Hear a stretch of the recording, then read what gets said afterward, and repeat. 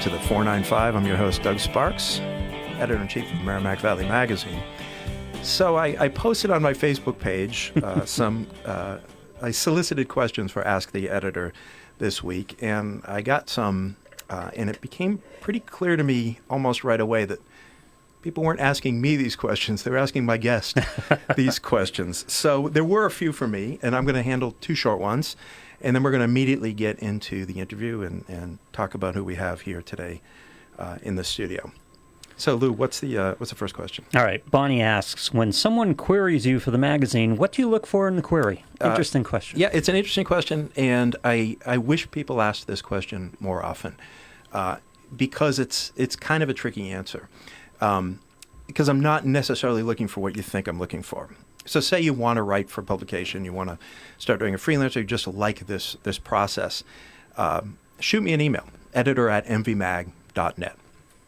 So get in touch with me, and what I'm going to be looking for is writing samples. I have to see writing samples. I have to see your command of standard American English. If I sense that you have some proficiency in the Associated Press style, then that means my life becomes easier. Really? That's first? Yeah. As opposed to the topic? Yeah. Oh, for sure. Yeah. It's a whole bunch. The topic is actually the least important thing. Really? Because no one out there has an encyclopedic knowledge of what we've done in the past, and people don't know what we're doing for the next year. And a lot of times we're booking stories far out. Right. So I'm looking for, okay, this person, they can write, they can put things together, they know journalistic standards, and they write about food. And what happens every once in a while is I'll get a pitch on something, and that afternoon we'll have an editorial meeting, and we'll be like, we need a writer for this topic. Yeah. And I was going to ask if that we'll ever give this happened. person a shot. So a lot of times I just want to have a sense of your skills, and then something else comes up, and maybe I'll talk to you about that. Every once in a while we get pitched something that is just, perfect, but you also have to understand we're assigning way in advance. So we were pitched something. I'm not going to tell you what it is. Yep. It's a great story. There was just not a slot for it, so it's actually going to be published in 2021. That's not uncommon, so don't be surprised if that's what happens. You've got 2021 slots already? Yeah. Oh, sure. Remember, we have a lot of special sections. So, like, for example, a bridal section in January. There's health and wellness in March. So we have to fill up that section. And as far as things that don't relate to those special sections, there's only a couple places. There's only a couple things we need. So we always want to hear about artists. We always want to hear about cultural things going on. If you know of bands who are doing something really interesting, that's the sort of stuff I like to hear. We're always looking for a food feature. And we're looking for people who are good at writing about science, technology, and business. But anyways, the best way to do it is start a conversation. Shoot me an email. And I've had really great writers write to me, and the timing just hasn't worked out. And then I've had people write to me where by complete chance we had something waiting for that perfect individual who happened to knock on the door that day. It's an interesting point, because I think people with queries, they're thinking the topic is the big thing, but the voice is as important, if not more important. Right. And I know it's kind of hard to break into publishing. So the one thing I'd say is you're like, well, I'm a new writer and I just nobody's giving me a chance. Is start a blog. I mean, it doesn't have, your writing samples don't have to be something that appeared in the New York Times. Just, if you're a food writer, start a food blog and keep at it, and I'll watch and I will track it for sure. And there are a lot of local bloggers who I read But you regularly. keep in mind, because you and I have discussed the difference between radio and podcasts. You understand there's a difference between magazine writing and blog writing, right? Yeah. But I can get a sense. Yep. I can get a sense of how people are attributing sources, how they're handling quotes. Like, right away where somebody's at and how much work they're going to need. And we have a relatively small staff. So partly my brain is like, how much work is it going to be does this writer make my life a little bit easier, a little bit harder? This is why I will never write for you. I'm not a technically strong writer. But Well, but maybe you have something else, though. Maybe you have a sense of humor. We like to nostalgia pieces and memoir and things like that. And those people, people writing that, they don't necessarily have to, adhere to journalistic standards either. We have some stuff coming up that's just, it's just fun writing. We don't have a lot of room for that, but we're looking for that all the time. I mean, the pieces we do on, like traffic in the 1970s in Lowell, people love that stuff. Yeah. And that's a different order than writing about some sort of theme, or you're writing about some sort of issue in technology. All right, your next question. I want to give Cole. I want to thank Cole for giving me something else to think about. Can you get coronavirus from the Chinese tea that you're drinking? Thank you, Cole. Thanks, Cole. Yeah. Don't thank him too much. I know this guy, and I, he's probably half joking, but it is a serious question. I am still ordering tea from China. I order a lot of my teas from China, and I order them from Taiwan and Yunnan province, and these areas are, hundreds of miles away from Wuhan. So just in terms of the map, I'm not too concerned. I looked it up on the CDC website, I'm not speaking complete nonsense. And I have been ordering tea, and I haven't been worried. And according to the CDC, we just don't know everything about this virus. But up to right now, there's no situation where someone has gotten coronavirus from a parcel or from a package. So I'm pretty confident it's not really an issue. But once again, this is something new. Yeah. So we don't know. So yes, I'm still ordering from from China when appropriate. Not that I'm ordering that much tea, and I'm just saying that for my wife if she's listening. I'm not ordering that much tea right now. Just drink through a mask. You'll be fine. Okay. Sure. Yeah. All right. So our guests. Speaking of questions, our guests this week are Rick Stec and Rachel Chandler from Red Antler Apothecary in Lowell at Mill Number 5. Hello. Hello. How's everything going? Doug. First question I have, and I got this from a couple people. Maybe it's obvious to me, but maybe not obvious to everyone. What's an apothecary? I mean, the short answer is that it's like a pre-pharmaceutical pharmacy. It was a place that you'd go when, you didn't just get a bunch of, Benadryl and albuterol puffers and stuff. And, it was someone who would have been able to identify plant material and source plant material and have that stuff stabilized and processed. So if your kid had the croup or your horse was lame and you didn't have the wherewithal to have all that stuff available on your person, the same way you'd go to the general store and get some gingham or some blackstrap molasses, you could get ginger or chamomile or eyebright or any number of things that would have served that purpose. Pharmacy. It's an herbal pharmacy. Yeah. Okay. And you do things other than pharmacy, apothecary type, like with soaps. I know you're famous for your soaps. Right. Or does that almost fit into this? It's picture? sort of like if the things that you get at a Walgreens. We have the herbal version of that. Okay. All right. So it includes soap, and it also includes things that you wouldn't think of, such as like menstrual cups that are, you'd go to Walgreens for that kind of thing, and then you can get the best version of that from us also. Yeah. We import the Mayluna from Germany specifically because it's a very special brand that not a lot of people carry, but regardless, it's not a big part of what we do, but it's part of being an herbal pharmacy. Yeah, and of course we're beekeepers, as you know, and that kind of thing. Yeah. So that not everybody is gonna know this. So that's true. We'll get to the bees. Sure. Yeah, for sure. I mean, there's people listening who've never been to Mill 5, and you go into this building that from the outside, you wonder if you're even in the right place, and you got this very scary elevator, and the door's open. It's not that scary. It's a pink elevator. I don't know.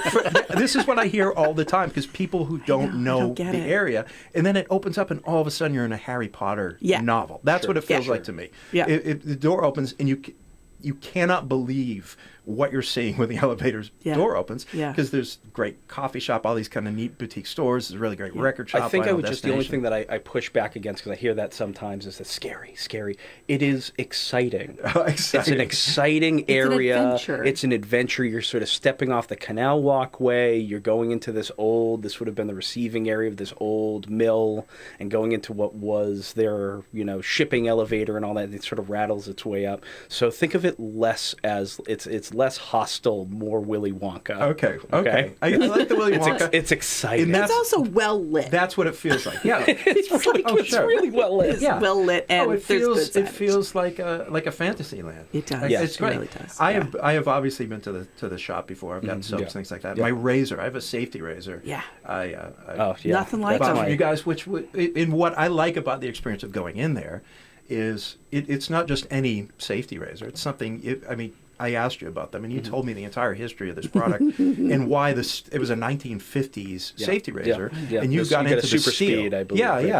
Right. It was a long time ago, so so good memory. So, but I got to understand what the benefits were to buying this rather than getting something off Amazon, and of course I still treasure this item, and it doesn't look like I shave, but I do have little places where I shave. I mean, I don't look like someone who would know much about shaving implements either, but you know. Yeah.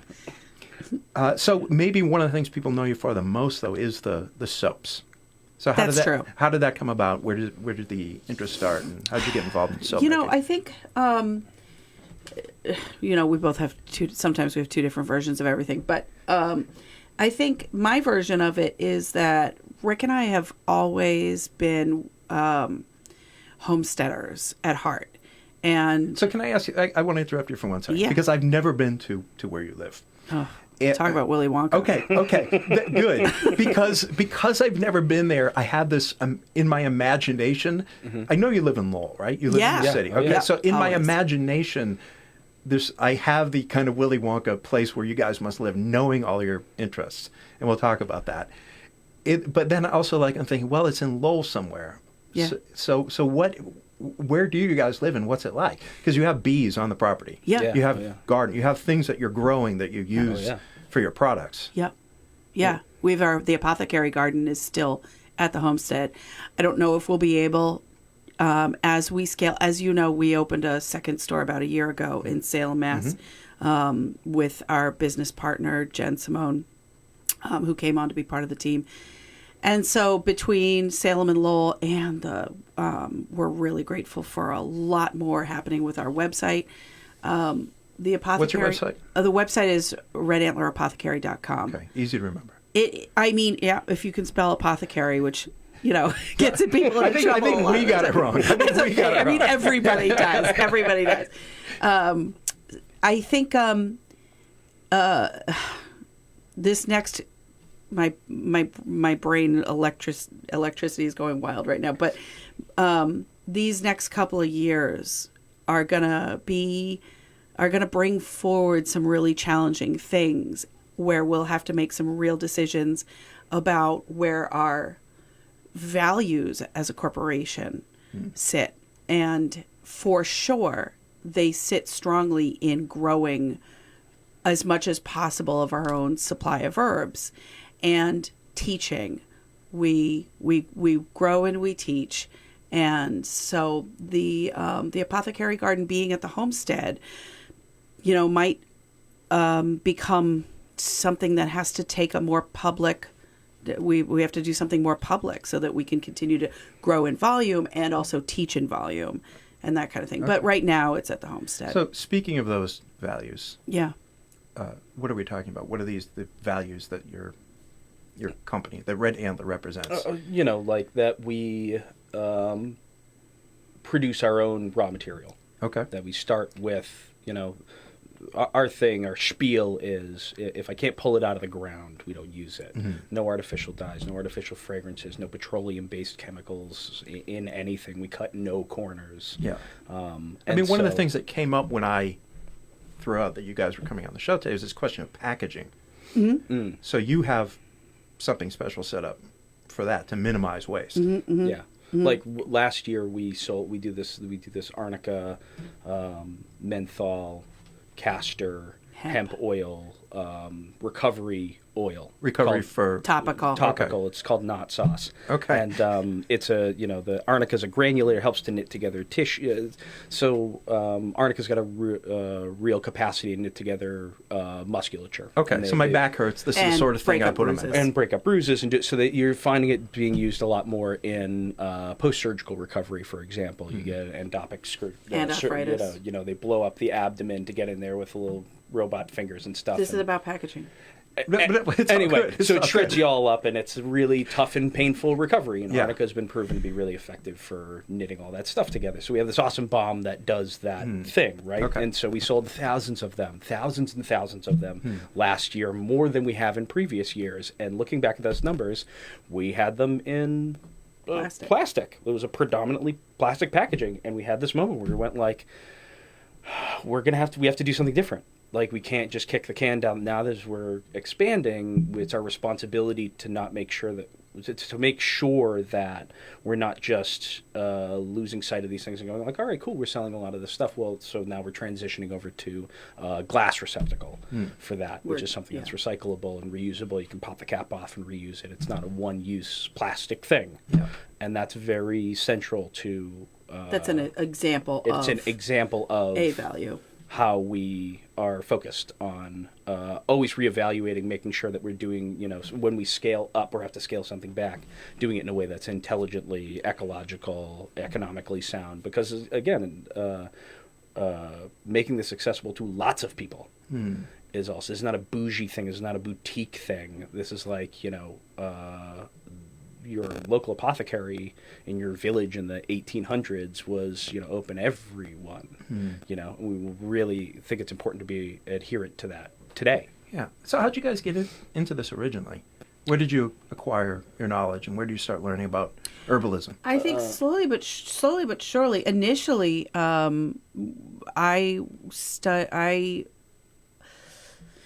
there's a lot of different points of education. I think probably the oldest is Deer Isle. I studied in Deer Isle. Yeah, that's in Maine. So one of our special places where we got married. We got married there. My grandparents. There's a good coffee roaster up there. It was one of the first. Oh yes, there is. They were one of the first places to sell North. Cascara. 44 North. Yeah, we know them. They're great. Yeah, those girls are awesome. Yeah. Okay. Yep. And they've got two little shops up there now too. Okay. So you're studying up there. Yeah, but that was quite some time ago. Okay. Native. This is something that comes up a lot also. So, not native, colonial herbal medicine, specifically. So things that were carried over from Europe, and which also is where my education is now very centric to European and Western herbalism, and herbalism that I would have gotten through my own ancestry, which is definitely European, and his also, which is specific to Germany. Okay. And I grew up with a lot of that stuff. Like we had like Tenenblut absolutely. and Melissengeist and all these like tinctures and syrups and things like that growing up, that I was like, oh, when you get sick, you don't get like a sugar cube with this like high test like moonshine on it. And the other kids were like, no. Yeah. No. I don't drink, my parents don't feed me booze when I'm sick. So do you guys have to be concerned with kind of legal issues? Somebody, like, we talk about this thing that's good for your back or good for bruising. Do you have to worry about the feds kind of busting through the door and saying, you just recommended this product for muscle soreness, and you're not supposed to do that? Yes. So how do you deal with? You do. Well, there's things that are, so there's evidence-based trials around a myriad of herbs that some is done in the United States, not a ton. The German Commission E, which is Germany's FDA, does extensive trials. Japan does some really beautiful trials. So there's lots of really good scientific evidence on in vitro and in vivo what some of these herbs do really well. It is 100% acceptable to say out loud, arnica has had clinical trials that show that it is an ally for folks suffering from arthritis and to break up bruising.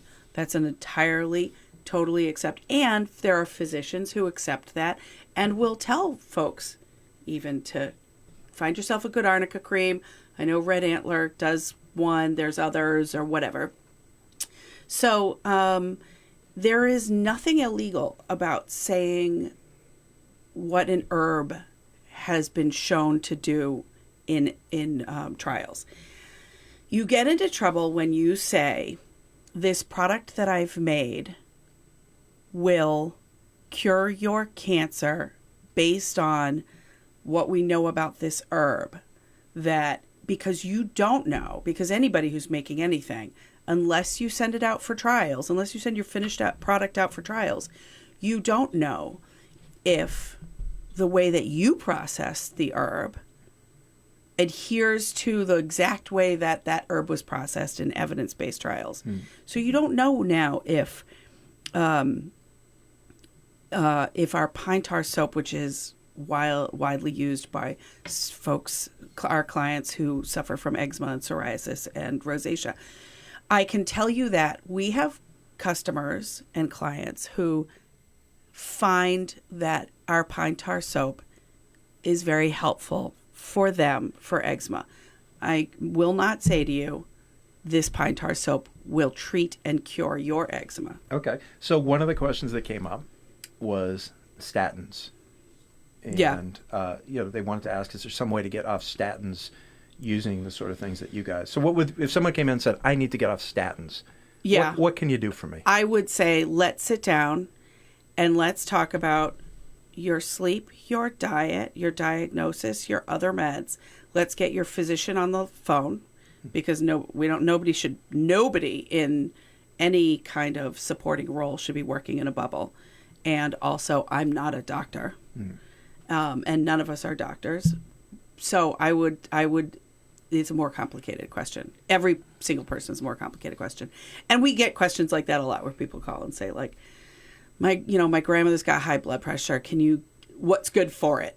Yeah. They're really what else really is she important taking? What is she eating? Look at that sort of globally. Yeah. In the you can't call your doctor and say that. They tell you to come in.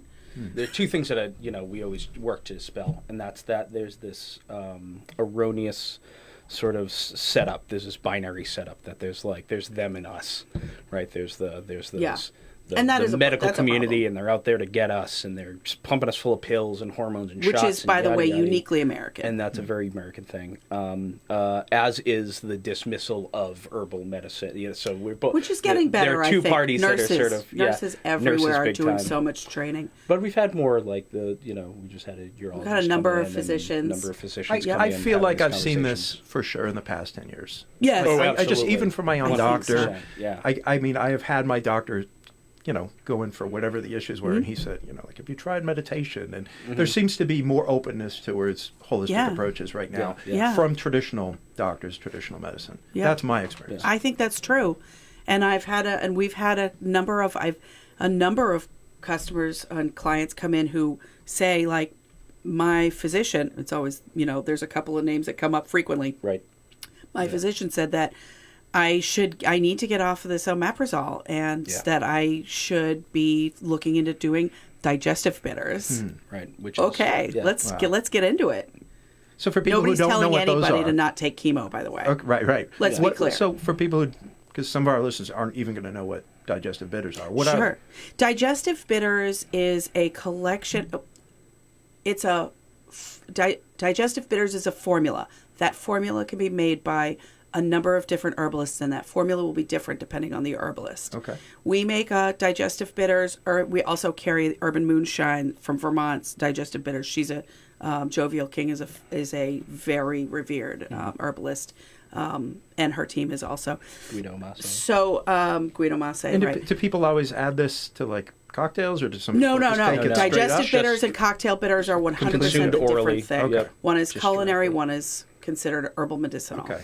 So you would take drops, or you would drops take directly tiny, on, because the critical thing is to taste the bitter. And there's a collection of herbs that are considered bitter herbs, which is not necessarily exactly how you would expect that to taste. It's not like the juice of the dandelion. If you were picking dandelions as a kid and you touch your fingers to your mouth, you get this like overwhelming bitter flavor. Dandelion is one of the bitters, one of the major bitters. Coincidentally, many bitters are also liver tonifiers or liver support, which is interesting. Dandelion is also, so that's something they have in common. But the bitter flavor being in your mouth is like the light switch on the wall to start your digestive engine, and sometimes that's all that people need to change gas and bloating, the bathroom trip frequency, or sort of like rhythm.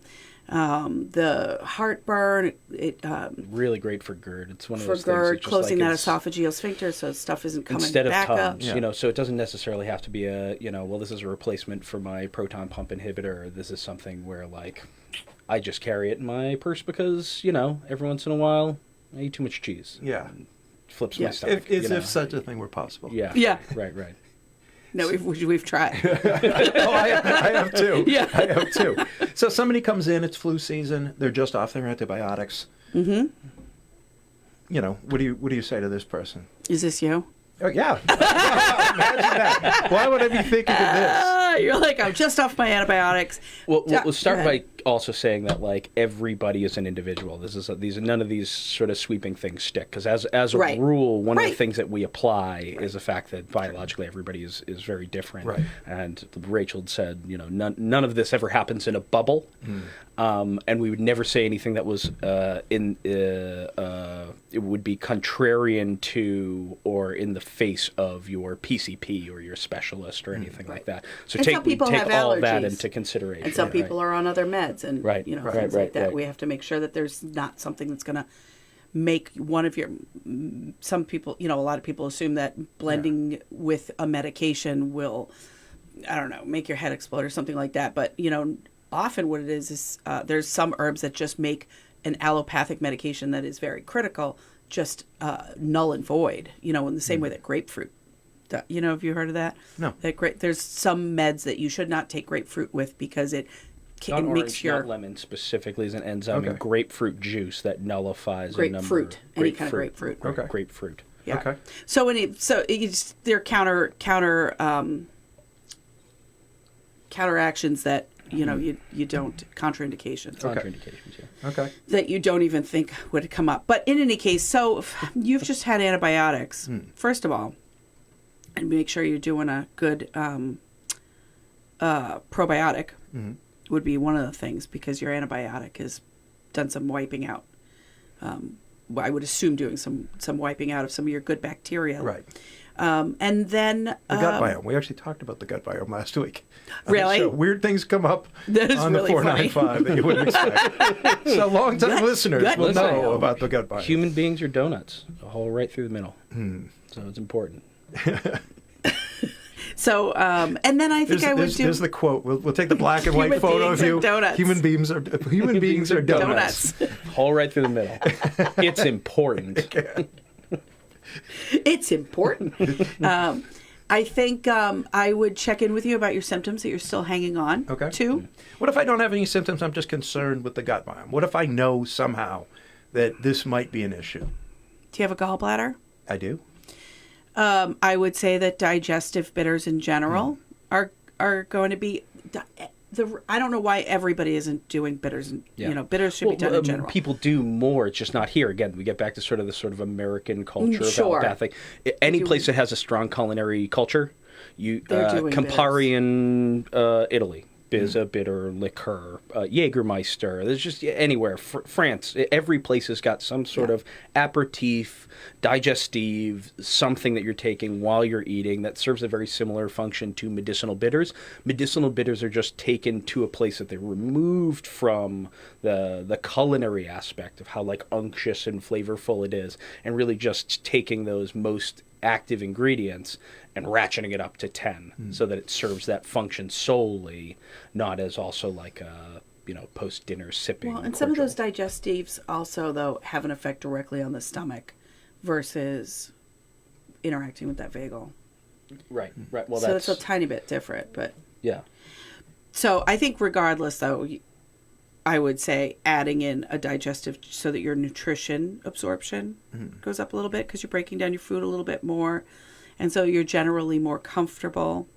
And then I would ask you about your sleep, your nutrition, your diet, and what can we add into so you're a tea drinker. Yeah.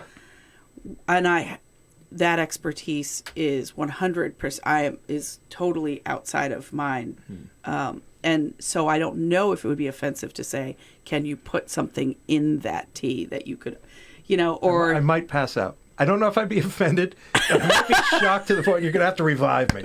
So I hope you brought some medicinals that will... get you back on your feet because we can't mess with the tea. I brought some friends over for tea, and one of them dared to ask about brewing times and said, can you brew this for 5 minutes? and the room got very silent, and everyone got nervous, and they looked at me, and the steam was coming out of my ears. It wasn't that bad. How long are you supposed to brew culinary? In the Chinese, sort of Chinese tradition, very, very short. The Gong Fu tea. Oh, yeah. I'll have you guys over at some point, and I'll brew you tea, and I'll show you. Yeah. And it sort of depends. Short. Now, there's certain teas, such as certain types of pu'er teas, where traditionally they're boiled. Not brewed, but boiled. Sure. Are they made of barks? No. They're leaves? Mm-hmm. Oh. Yeah, so fermented teas will be boiled. And so like, like yak butter tea. Nope. You've never had a delicious cup of yak butter tea? Nope. That's you put it on the kettle and it boils all day, and all day people just I'm gonna go. look that up in Urban Dictionary. And they drink this. Yak butter. What, the yak butter tea? Yeah, this is it's Mongolian. There you go. Every household, Yeah. to my knowledge, Is is there leaves in there, or is it only yak butter? No, it's leaves. It's tea leaves. Is there yak butter in there? Yes. Yeah, So and the it's a reason why tea the with yak butter dairy. is there, it's an area of the world where there's not a lot of vegetation, and it's adding something to the diet that they wouldn't get otherwise. So there's a little bit of salt because of the altitude. Like Himalayas, same thing, right? The Himalayas, Yep. because of the altitude. There's some salt and there's some butter, which is supposed to, add something to your diet that you wouldn't get otherwise. But the big thing is dealing with the altitude and dealing with nutritional deficiencies. I wouldn't do yak butter tea at my house. It's not because I don't have a yak in the backyard. Because you do have a yak in the backyard? I do not. It would be cool. We always Maybe we'd eat the poison ivy. Something to the Yeah. homestead. Yeah. Yakety yak. So, It's funny. So on We the have flip side more of that, questions. like tea, tea is tea. Tea is it's off a bush. It's Right. a tea leaf. Camellia sinensis. Right. Tisane. yeah. Right, and this is something I try not to talk about a lot in the shop because it makes people's eyes absolutely They glaze over. completely get confused by it. Yeah, Oh, sure. believe me. I Right, know so exactly. Like, tea Yeah. is tea is Yeah. tea. Yeah. Because it's made out of tea, and tisane is literally Is an herbal infusion. like everything else. Everything Yeah. else isn't cocoa so or like coffee. chamomile tea isn't tea; it's tisane. Yeah. Right. On the sort of the antipode to that Chinese traditional tea is that like an herbal tisane is supposed to have medicinal quantities of it. Should be a lot of stuff covered for a long time, Right. that it brews Chamomile. for much, much longer. Right.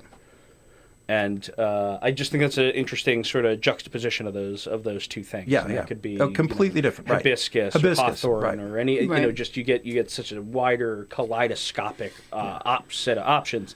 But that almost as a rule, if you want to get the most out of it, you're either decocting it, which is applying heat for a longer period of time, or infusing it, having it come up to that heat and then taper off over a long period of time, but covered minimally 15 minutes. Yeah. Well, because you're really not making a tea at all. Right. I mean, he's Right. making tea. Yeah. Right. We're not making tea. We're making an medicinal herbal infused infusion. water. Right. So one of the questions that came up Hot repeatedly. plant water. Yeah. One of the things that came up repeatedly is something I don't know that much about, but I guess it's in the news. Kratom. You tell me. I'm kind of ballpark pronouncing it. Kratom. Kratom. Yeah. Yep. I don't know much about it other than it's controversial, and I believe you sell it in your shop. So what is it? What do people do with it, and why are people talking about it? Well, Well- when you say people, Okay. let's sort of start by also saying like millions and millions of people are consuming it. The only people that have a right to Every make day. a decision about this, by the way, is the continent of Asia. Yeah, Like, this is not ours to be.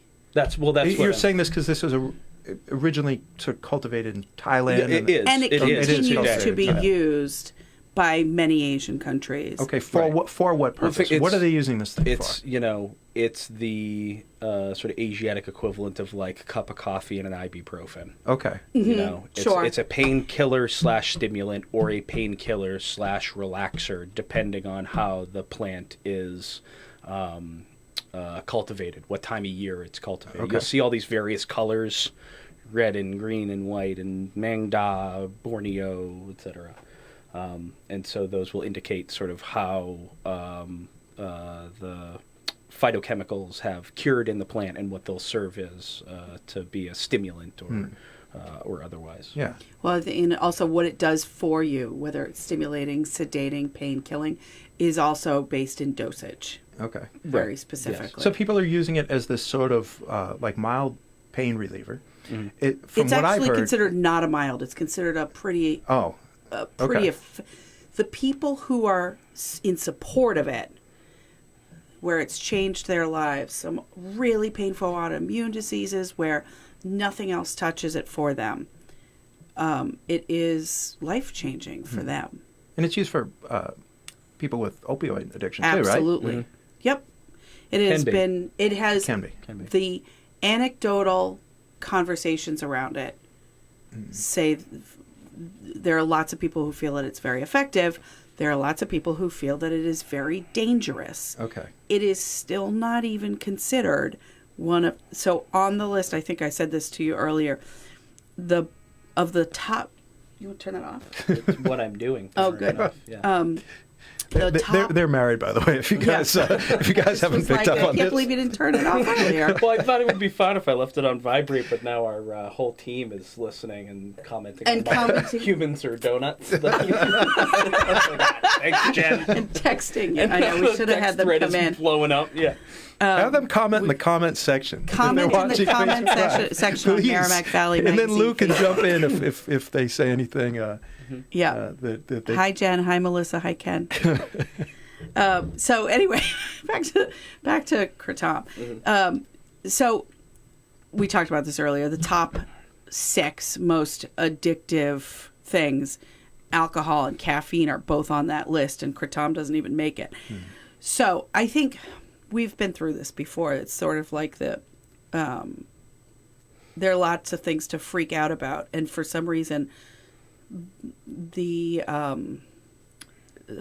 media allows us to freak out inappropriately about too many things, I think. But there are real concerns with this. Not to say that there isn't. There are real concerns in its addictive properties specifically. Okay. How it registers, even online, there was a batch of Kratom that came over with some salmonella. 135 people got it. That is substantially less than anybody who ever got salmonella from a cucumber or a turtle. So, like, some things are worth freaking out about. Some things just shouldn't make it into the paragraph of what we're concerned about. It has an addictive property. And I think there is also, can you take too much of it? Can you? Yes, you can. You absolutely can. Yes, you can. You cannot take too much lemon balm. Right. Or, there are herbs that you can't. Take way too much turmeric.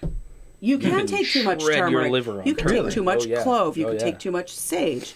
Which probably doesn't have. Well, that's not true. The thujone there's some toxicity. This is why you should be asking an herbalist if you're going. But culinary properties of things, when you do something for culinary purposes, which includes clove, sage, whatever we just said, I forget Turmeric. now. Turmeric. If you're using culinary properties of culinary quantities of anything, that is how we create balance. That's different than medicinal. And some plants are extraordinarily safe.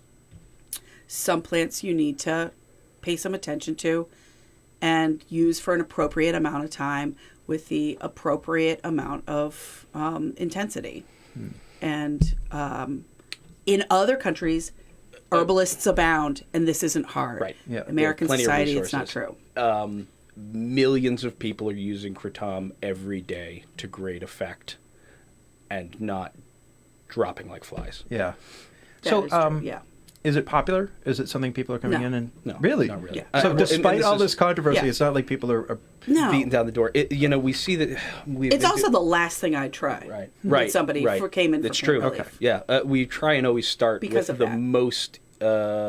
the most effective for the least amount of potential for bad stuff to happen. Yeah. Right? Just try this one sort of low-level benign thing. If that Yeah. works, awesome. We'll take it from there. Like you'd said, Kratom's actually kind of like mid-level. You wouldn't kind of Wouldn't start start there, at, no. at that level. No. And but by the way, we've been- CBD isn't the first thing I start with either. Right. Yeah. Oh, my the CBD, God, the goodness. CBD Which I imagine bubble is- you probably sell quite a bit of. No. No, really? the bubble Not really. is first. I just, I yeah, big really, time. I just, Oh, I big time. hear so popular. many. Right, I Yeah. hear about it being popular. I hear It's the people hype. like because the the newness. popularity of it is part of what's known. So we've been doing this now. Yeah, Billie you know, Eilish and CBD. Yeah. 2019. Oh, come on. Oh, Billie Eilish should go into 2020. Yeah, CBD, Just won all you those burnt. Grammys, yeah. You burnt. You burnt. I mean, that- it does great things. It is not We've a been cure-all. doing this stuff now commercially, it's going on 6+ years. We're doing a lot longer than that. Right. We've always been people who have been. The thing that we share is we are very curious. We love to learn new things and apply new things. The adventure of our life and our marriage together has been really wrapped up in that. And because we've tried a lot of things, we've seen a lot of trends come and go. And herbalism is something that we've had. I like to grow things. She likes to sort of use those things to do stuff with. And Is that what you call it? yeah, I mean, that's the basic. That's like the most rudimentary way of putting You it. do that stuff. You do. Listen, to great effect. Every once in a while, she'll come. She'll go like, "Oh, there's a spider on the ceiling," and a squirted drop of some foul tasting stuff in the back of my throat. He always looks up like this. Huh? Like a turkey in the rain. Yeah. I mean, we've run into each other in the weirdest place. So speaking Oh, of that's so curiosity, true. it's funny to me. Oh, that's so true. Because I've run into both of you, and sometime we're talking about dog biscuits, and then Yeah. I was writing an article for the magazine on archery. So I went to my local sportsman's Yeah. club to train and join and learn about archery and dive in the way I like to. And the first night you were there. The least if I would have guessed 100 people who were going to be there doing archery at the sportsman's club, like, you would not be on that list. And there you were. Yeah. Melissa, Our beautiful Melissa, road dog extraordinaire. Yeah, that's not what she does anymore. She's our lead soap maker. Our lead soap maker, and production person, and just the best. She's a Yeah, why did angel. archery start? Because she wanted to do archery because you she's did always archery. her mom's been into archery. Oh, she that's wanted to right. get into archery and just wanted a place to be able to do that. And we've always been, we're always Such into a trying new naturalist things thing. and doing new things. I mean, I probably And, knew you as... I mean, I knew you as probably dog owners first. I bet you our first conversation ever was about Yes. dogs. Because you're a little Tika. Because my little chihuahua is still Yes. kicking, about to turn 11 years old. Oh my goodness, she's so cute. So, but I would see you at the old Uncharted Gallery playing in a band, and you do visual art too. Yeah, I that do. was something else that people wanted to know. The bathroom at what Brood do you guys, he did with Mike Daly. Yeah, exactly. At Brood Awakening. yeah. Right. So, what do you guys when you're not, dispensing, the greatest soaps in the area and talking to people about these kind of weighty issues? There's stuff going on when you go home. Yeah. What is So it? what are the extracurricular activities picked up in Willy Wonka land? I picked up a serious Don't you wood chopping dare. habit. Oh yeah, that's true. Okay. You can tell that. We've we transitioned over to exclusively heating with firewood. Okay. In the last couple of years, It's and so much work for him. yeah, Okay. keeps So, keeps so trim where's the and time? fighting. Because I think maybe the last Wait a second. year. I want to hear what Rachel stopped him from saying. Okay. I can't even because if I even say it, it starts us down a terrible is it road. Magic cards or D&D? And that's it. We're done. Okay. Magic cards and Let's not Dungeons go and there. That's not so bad. But I want to talk about like the blacksmithing. Are you still doing blacksmithing? Occasionally, when I have to see the blacksmithing, and this sort of gets into what I was sort of talking about, kind of stringing us out before, is that we do a lot of stuff. We're autodidacts. We like to learn things, and the blacksmithing was never like it was a means to an end. It wasn't the end in and of itself. Okay. You needed that skill I needed that to compound So, for other example, skills. we went up to our friend and partner Jen, who's our taxidermy expert at our shop in Hive and Forge, and just in our lives in general. We're going up to Maine to acquire a bunch of antique taxidermy. Well, when you've got an 85-pound, 3 foot by 3 foot musk ox mount, As you do. As you do, do. to put up on a wall, you can't go to the depot and just get that bracket. You can't just hang it on. 3M doesn't make one of those bad boys. So you got to go into the forge and you got to fabricate that kind of stuff. And so having those skills, the blacksmithing was just a thing that has allowed me to make custom hinges and taxidermy mounts and things for the homestead. You had to be able to, in ye olde days, you had to solve your own problems. And if you couldn't, you tapped in your community to do that. Yeah. So is this part of why Red Antler's sort of successful? I mean, I'm saying that just what was also coming up in the questions was, these guys are great. They're fantastic. So there's this like kind of community electricity around Red Antler. Right. Yeah. And does it tie in with this sort of like people are all of a sudden like, well, I don't know how to hang a picture on the wall anymore. Something's happened where I can't do anything for myself. Is Red Antler part of that? That's a really interesting observation. Yeah, sort of like, do we sort of feel like freedom to other people? That's really interesting. I mean, I think I said that to you earlier. You said that it was sort of like the internet got a little electric when you said that we were going to be on the show. And I said, I think it's him, because he's my beard brings all the yes, everybody to the yard. I think that's a really interesting observation that we feel like independence and freedom to a lot of people. I think that when you look through your little black rectangle right into the internet, we know on one hand that there's a lot of BS, right?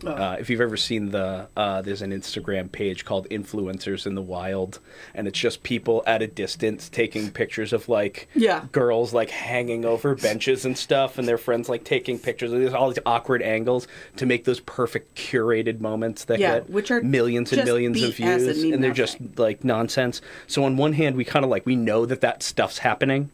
That perfect picture of waffles or that Parisian vacation, that it's this one moment that's perfectly curated and it doesn't actually speak to reality. If anything, it's sort of removed from reality. It's a blister reality of its own. But the antipode to that is to go out into your own environment and find sort of someone who is not that. And I think that to some folks we look like that. We look like the people who have kind of worked the locks and figured it out, how to not live in this sort of fake space of the internet, but get our hands dirty and make our own stuff, and seem to have a knowledge base that harkens back to the 70s or even the 1870s. Make your own pickles, can your own food, and that's stuff that we do. Heat at your home with wood, being able to if we lose a chicken in the backyard, you can see the prints in the snow and know that it was a fisher cat, not a raccoon. That I think that it speaks to a little bit of a Boy Scout, sod breaker, American, spirit that lives in all of us. Yeah. So you mentioned early in the show that things are changing a little bit and things are sort of evolving. And one of the things you mentioned was education. So beyond what people can go into, they do in the shop. What do you mean by the education component? I think that, I think, as you know, my father recently passed, and that's been a source of a lot of reflection and that kind of thing. And one of the things that my brother said in his in reflecting on my father is that that my father instilled in us three things: that we work, we teach, we protect. Which is a little it's a little aggressive, but at the same time, I mean, it's accurate. It's pretty accurate. It's pretty accurate. And I think that... Since when have you ever shied away from being aggressive? Anyway, continue. You don't need my permission, but go ahead. So I think that that sort of I think I've always visualized, and I think you probably are with me on this, that we evolve to include not just the brand of Red Antler, but also the ability to sort of to spread that confidence in people, to solve some of their own stuff that's frustrating them, whether that's homesteading based or herbalism based or whatever that may be. That, we do soap making workshops right now, but and we've done herbal workshops in the past, and it's always the intention. But how do people learn about these workshops? RedAntlerApothecary.com. Okay, It's on the all right. website. Yep. It's on the website, and we try to get it out on social media. The curriculum will be coming up soon. We're working on Jen's pretty amazing about staying on top of that stuff and Okay. getting things out. And I think that ultimately I'd love to be able to invite people to freely walk amongst the apothecary gardens and to be a hub of learning, in person, however you want to take that. And, Did you grow up in Lowell? Did you guys grow up? Or did you no, grow up I in the mean, I Merrimack went to Valley? UMass Lowell Okay. Yeah. Where'd you grow up? one She was- zillion years ago. Okay. But- she was all over the place. You Yeah. were all over. I You moved traveled a around, lot. some Western Mass, Okay. a little Pittsburgh, a little Louisville, Kentucky, And you- a little New York. I was born in Lowell. Okay. Yeah, Lowell lived General. on Willow Street in a So these tenement that's changes that are not there coming, none of them anymore. involve moving out of Lowell, right? Oh, Nah. God, Okay, you'd have all right, to. good. Oh, my. Okay. Nah. Yeah. No, but I'm we not definitely going, have I'm dual. not going nowhere. You can't get rid of me. Good. Good. We need you. I mean, that's funny.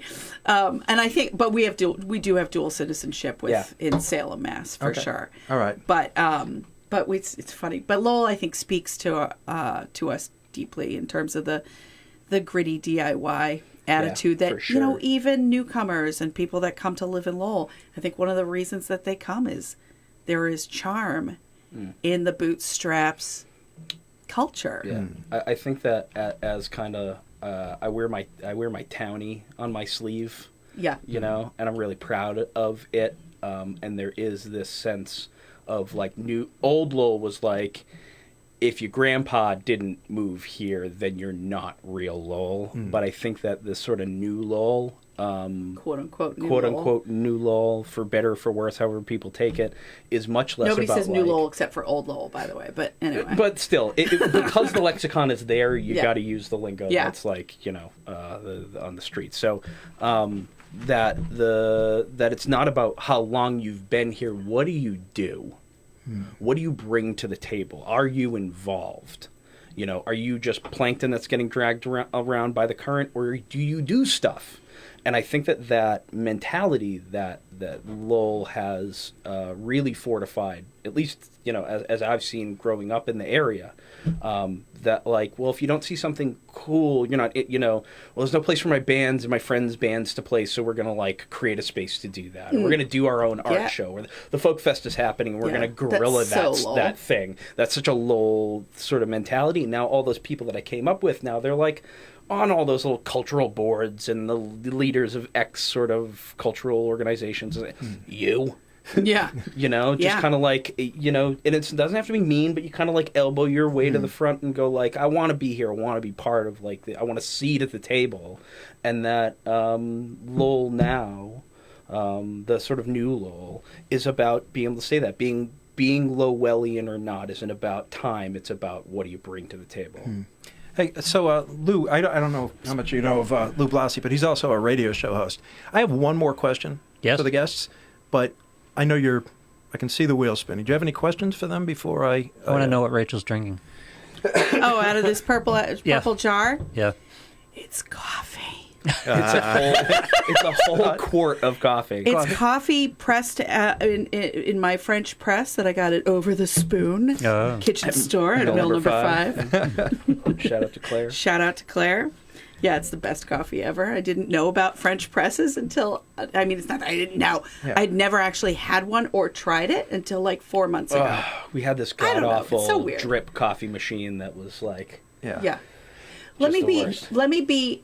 But I can make this a little more mystical for you. Please. On any other day, it would have been like a little bit of unflavored seltzer with some ice and an elderberry syrup to make it into like an elderberry soda, which is a really fine way to get elderberry into your daily life, is to use it culinarily, to have a pre-prepped thing. Elderberry, used traditionally for the immune system, right? Exactly. Okay. So you can do it in a syrup format, which is loaded with sugar, but you can also do it in tincture format. You can do it in other forms. Okay. What's your response to you mentioned CBD and the bubble has burst a little bit. Yeah. It's a little over the top. What's your response? What would be Red Antler's Apothecary response to CBD? Someone who is interested in CBD and its effects. To be clear, we carry CBD. We carry CBD because here's two things. So CBD is a little bit of an outlier for us because it is an isolate.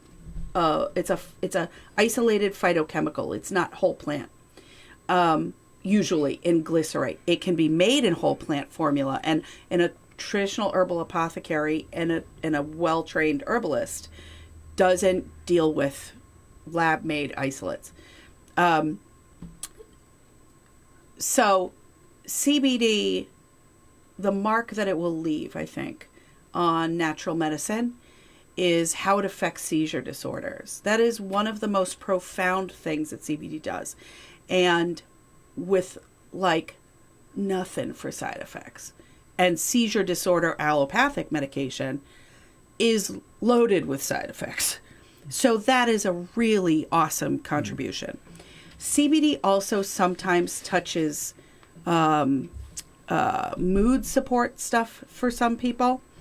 It's sometimes when coupled with a topical or coupled with other herbals, CBD can have an effect for arthritis sufferers, the anti-inflammatory effects and things like that. The problem is with anything that is considered the greatest of all time, momentary herb things. That panacea, whatever else, is that sort of people come in and say do you have CBD? I need CBD. Do you? What for? Let's talk about that. What other medications are you on? Let's roll that back for a second. It's really great at blood. It does some blood pressure lowering and some other things. Well, we need to make sure you're not on blood pressure medication. And that is something that was only just found out recently. Shout out to the FDA on this one. They've been able to do some trials and put forth some. And Mariah Notini. And Mariah, our baby Mariah. Who is this person? Oh, Mariah used to be on our team, and she, that's a longer story about CBD and having her dad take it. But without blowing up her spot. Many of us approach CBD for the mood effects that you talked about. Yes, and I would have you try other things first. Yeah, are there a couple steps between a lavender spray and CBD? Yes. Yes. Thank you. Yeah. Yep. I mean, we also, I don't want to. I'm not well trained in aromatherapy. It's not my thing. But there are people who couple aromatherapy with meditation and other things.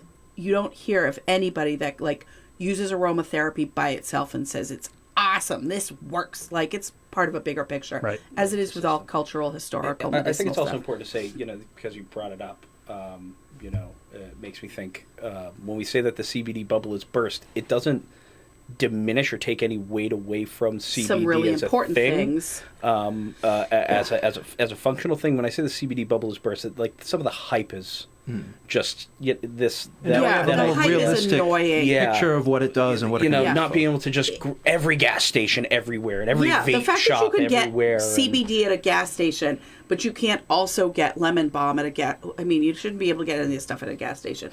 But the fact that it's just it just tells you so much about how it's being sold. That it is it is the thing right now: coffee, Pepsi, CBD, and gas in the same location. That doesn't make any sense. For your dogs too. For your dogs, well, if your dog has arthritis, if your dog has separation anxiety, CBD is a great thing for them to try. So we're almost out of time, but the question I wanted to get to, what is the 10 p.m. What is it? 10 p.m. pickled beet recipe? Oh, for crying out loud! What is it? Well, now you got to tell us. Where'd you get that? Anonymous. Your lips Anonymous. on that. 10 p.m. beet recipe. Do you even remember it? What is it? We do. And why is someone asking me about this? You actually write recipes down. I never write recipes down. Okay, but what is it and why did you laugh when I brought it up? If it is who I think it is, It was just like, I won't reveal my sources. yeah, late night. Before we were to have a That's couple of drinks. definitely a lactobacillus fermented. Okay. So there's Don't go to the this store, just alcohol put is the thing. involved with this. No. No? Is Oh it? yeah, absolutely. Is why you would have the 10 p.m. pickled beet. Oh, I thought it was the production, the making of. Oh, okay. Yeah, well, you tell no, me. it was, I don't know. 10 p.m. I thought was the. What's the recipe? Just state a pickled beet recipe right now into the thing. Well, it depends on whether you're going to do fridge beets or you're going to do. No one's doing vinegar, gluten. fridge pickled anything is disgusting. Lactobacillus. We might have to cover this in a follow-up. Would you guys come on again? He makes a heck of yeah. a sauerkraut. Well, we will talk that start with at some point in the fermentation future. and then inoculate and then. Yeah. Well, thank you guys so much for coming on. I was really, great. really Yeah. appreciate it. I do this weekly. Okay. All right. Well, get ready. Get ready. Oh, man. So next week. We provide that service, by the way, if you're interested. Yeah, talk to Lou. Next week, Ken Taylor from Plum Island Kayak is going to be on talking about life on the water and getting everybody ready to go out and hit the water. So I'm really excited about that. We have a whole bunch of really great guests lined up. Lou, thank you very much. Rick and Rachel, thank you so much. Thank really you. appreciate it. Absolute, Doug. Thanks for All having right. us. Thank you. Right on.